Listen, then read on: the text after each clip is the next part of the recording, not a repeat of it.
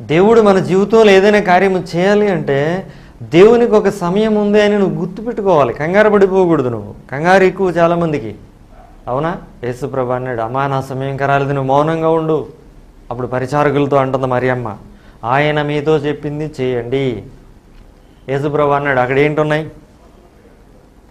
రాతి బాణలు, వాటిని నీళ్లతో నింపండి. ఏ రాతి బాణలు అవి? ఏ రాతి బాణలు? యూదులు కాళ్ళు కడుక్కునే రాతి బాణలు. యేసుప్రభు అద్భుతం చేయడానికి ఏ పాత్రనైనా ఉపయోగించుకుంటాడు. అది విలువైన పాత్ర, విలువలేని పాత్ర.